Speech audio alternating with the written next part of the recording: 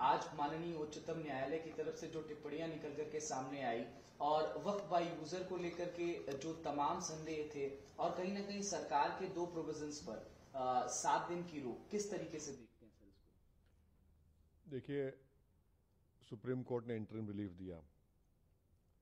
हमारी पार्टी का और all India Muslim personal law board का ये स्टैंड रहा है कि ये पूरा कानून काला कानून है, ये अनकॉन्स्टिट्यूशनल है।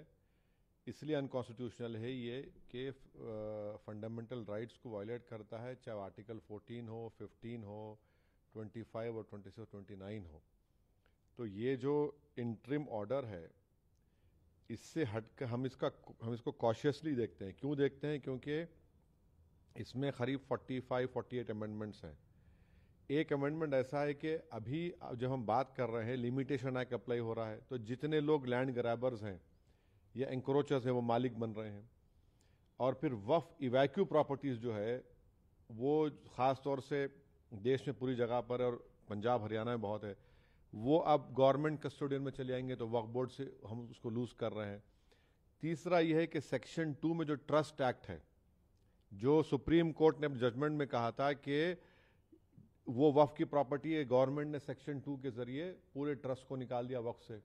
और इसका पहला फायदा होगा देश के सबसे बड़े दौलतमंद आदमी को, जिसने खोजा ऑर्फनेज पर अपना घर तामीर किया था, जिसका केस अभी सुप्रीम कोर्ट से है, तो सेक्शन 2 से उसको फायदा होगा। पूरे जो वक्फ जो ट्रस्ट है उसको ट्रस्ट है बोल के वक्फ से निकल जाएंगे। चौथा ये है कि ये 5 साल का प्रोविजन है। कौन तय करेगा कि 5 साल से प्रैक्टिसिंग मुसलमान है? और अगर कोई महिला होगी तो उसका कौन तय करेगा?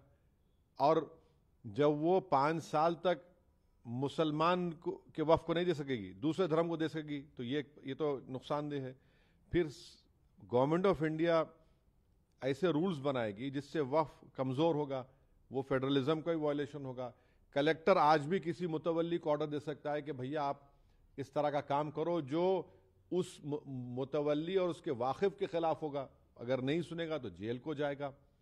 तो इसमें ऐसे कई प्रोविजंस है, सेक्शंस हैं जो वक्फ बोर्ड को ख़त्म कर रहे हैं।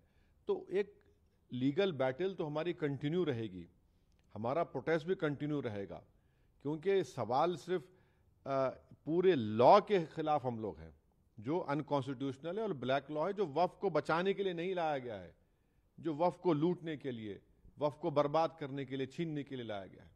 माननीय उच्चतम न्यायालय ने यह भी कहा कि ज्यादा पिटिशंस आई हैं उनको कहीं ना कहीं वो एक तरीके से दिखाई देती हैं, एक ही बात पिटिशन में आती है, तो कुछ पिटिशंस को सुनने की बात कही गई है। 5 ठीक है, सुप्रीम कोर्ट ने कहा है 5 पिटिशन सुनी जाएंगी, बहुत अच्छा है।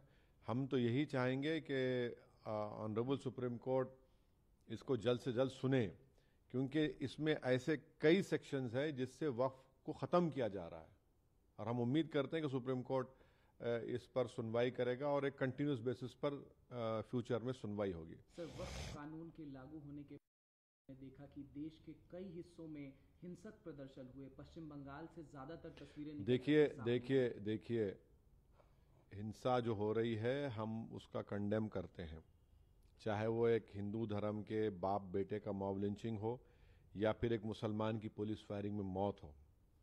मगर सरकार ने यह कानून क्यों लाया?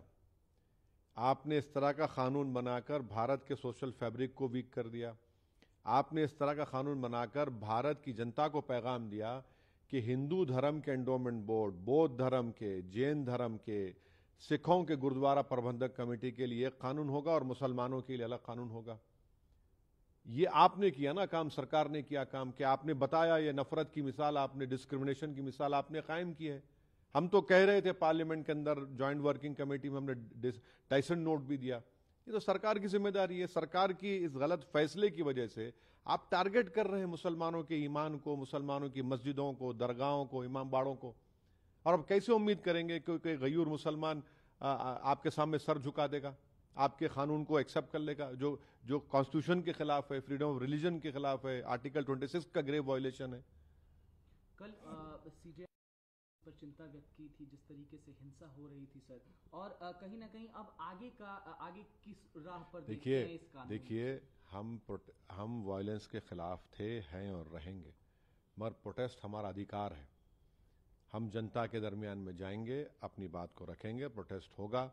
All India Muslim personal law board ने जो प्रोटेस्ट का प्रोग्राम बनाया, हम उसकी सपोर्ट करते आए, सपोर्ट करेंगे।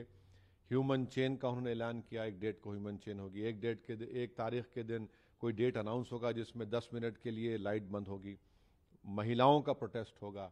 प्रोटेस्ट तो डेमोक्रेसी की रूह है भाई, वरना अगर प्रोटेस्ट नहीं होगा तो फिर डिक्टेटरशिप रह जाएगी, फिर जमहूरियत कहाँ रहेगी, लोकतंत्र कहाँ रहेगा। प्रोटेस्ट पीसफुल होना चाहिए और पीसफुल होगा इंशाल्लाह। मुझे मालूम है आपको लेट हो रहा है, लेकिन कुछ सवाल बनते हैं। अभी नहीं, अभी अब बस अब